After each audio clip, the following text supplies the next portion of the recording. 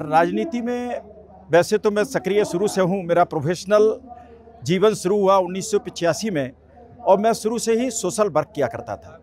लोगों की सेवा करना यही मेरा उद्देश्य रहा। चाहे अपने प्रोफेशन के रूप में, मैं व्यवसाय से एक डॉक्टर भी हूँ, डॉक्टर के रूप में भी मैंने लोगों की सेवा करने का काम किया है, और सोशल सर्विस के रूप में भी मैंने शिक्षा को अपना माध्यम बनाया। मैंने अपने विधानसभा क्षेत्र में एक डिग्री कॉलेज बनवाया, कई सारे कॉलेजेस बनवाए, एक प्रोफेशनल कॉलेज भी बनाया जिसके अंदर भी फार्मेसी, पैरामेडिकल और नर्सिंग की शिक्षा दी जाती है।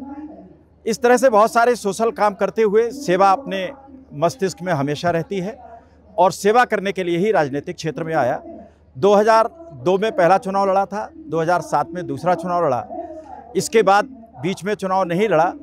2022 में विधायक चुनकर के उत्तर प्रदेश की विधानसभा में पहुंचा हूं।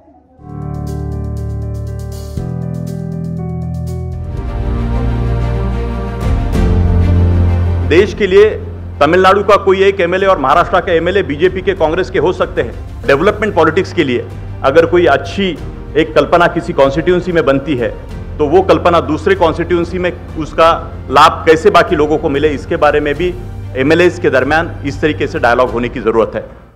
ये एक बहुत अच्छा प्लेटफॉर्म है एनएलसी, जिसके अंदर राष्ट्रीय विधायक सम्मेलन में पूरे देश से विधायक आते हैं और अलग अलग तरह से अपने विचार यहाँ रखते हैं। वो कैपेसिटी बिल्डिंग में बहुत सारी हेल्प करते हैं और मैं समझता हूँ कि विधायकों की क्षमता वृद्धि में, देश की उन्नति में ये एक बहुत बड़ा कदम है। इसके लिए राहुल जी को बहुत बहुत बधाई, बहुत बहुत शुभकामनाएं। Educated people, qualified people, the urban city centers people, they must come in public life so that there is a very beautiful ecosystem to transform our country's governance, democracy and overall societal transformation.